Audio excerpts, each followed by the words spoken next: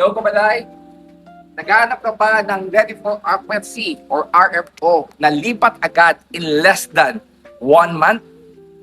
Low cash out pa at may malaking promo discount? Baka ito na ang dream home na hinahanap mo dito sa Bacoor, Cavite. Before we start our quick house tour, I'm your Kabalay. Tayo po ay isang lisensyadong real estate practitioner dito sa Pilipinas. Kabalay, I'm so excited na. Tara, samahan niyo ako. Mag-house tour tayo. Kabalay, let's start with the orientation of this corner unit. So the corner unit that we have here in Cutting Phase 5, ang orientation niya is morning sun within Block 4, malapit sa ating entrance gate and business center. And as this is corner lot, expect na mas malaki ang kanyang lot area. And then, malapit siya dito sa alley. May alley tayong malapit dito. This is the alley that we have here. No, accessing Block 6 and going to the clubhouse. Now, ang orientation naman ng ating design is modern architectural design. As you can see, kasama na po yung gate and fence upon turnover. Pasukin po natin yung loob ng balay.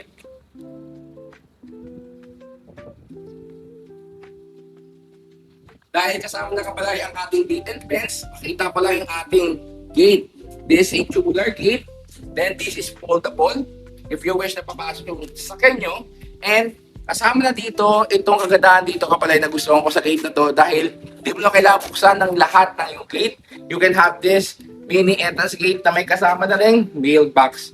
Nga pala kapalay, hindi ko na-discuss. Upon turnover, meron ka rin ditong doorbell, no? Upon turnover. Yan. So, kompleto talaga itong Cutting Phase 5 natin na mga turnover units.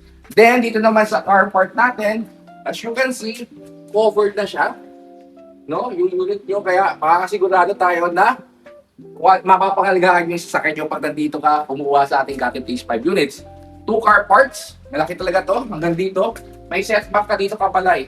Tingnan natin dito kapalay yung setback natin to. Dito, pwede mong gawin as a storage area. Expand po yung mismong service area.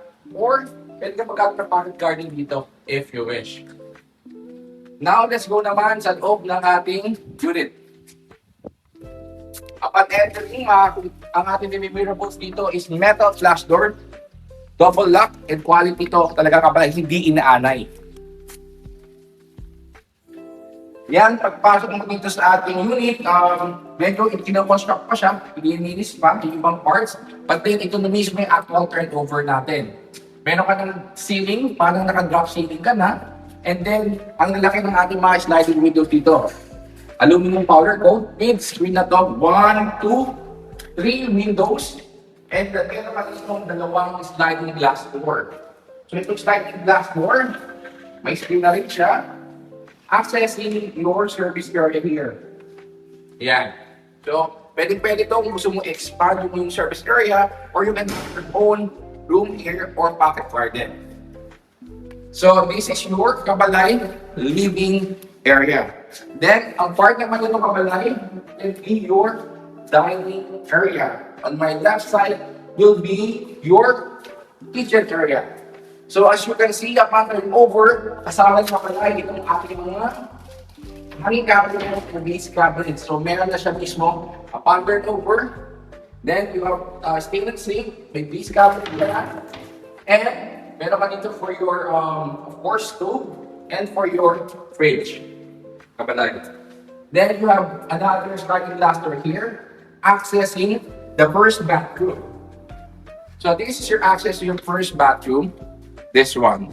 And you have here your utility area and service area that you can expand later on if you wish. Yan. Kabalay, we're done sa ating ground floor. Let's go to our second floor. Now, using these stairs, mapapansin nyo, lahat ng ginamit na tiles dito is ceramic tiles, Kabalay. No? Ceramic tiles lang yan. And it is metal railings and tubular. For our yes.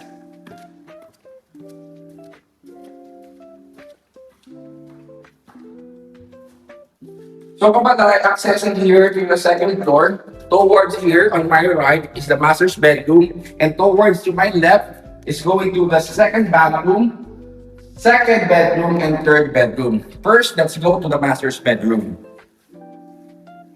So ongoing, inaayos yung ating master's bedroom construction ng ating unit. At least makikita nyo yung pinaka-layout ng ating master's bedroom. As you can see sa model number 2, mas madami tayong glasses dito. No, that gives you a feeling of modern architecture. Ito naman ating sliding glass window, of course. Yan, yung natin na pattern over. And naman that, ito yung access mo going to the mini balcony. And you have here, cabinets. So lahat ng mga bedrooms dito sa ating ng cutting place model ay meron itong cabinet na pag-turn over. Ito pa pala, yung nakakabit ng ating glass door dito, going to our mini balcony. Let's go. So ito yung mini balcony natin. Yan, there's a room for you to expand here later on, if you wish.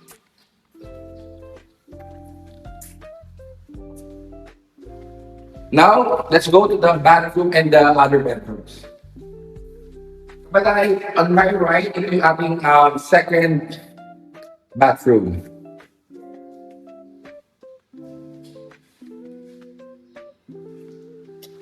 Then, here ka pala for our second bedroom. For our second bedroom, pagpasok mo dito sa right ko, yung mismo mga cabinets, pillars siya. And then, you have two sliding windows here na may split din, and for our AC. So, this is the space for your second bedroom.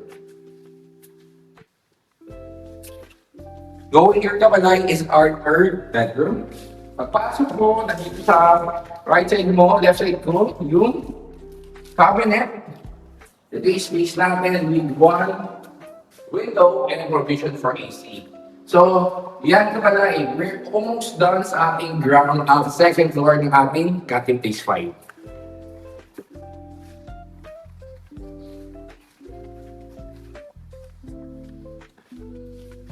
So kapag tayo for full details like sample computation, appointment for house viewing, and for reservation, no? Kapag just send me your contact number or message me on my social media accounts Kapalay and my Viber and WhatsApp at 0962-526-2444. Nasa details din ng video na to for me to assist you, no? And to guide you to your whole journey here in Cutting Place 5. So that's it. That's the end of our quick house tour here in our one of the available corner units in Cutting Place 5. See you here, Kapalay. I'm so excited to assist you for your journey. Again, this is your Kapalay. As always, choose your lifestyle, choose your home, choose Kapalay. Thank you for watching and see you in my next real estate video.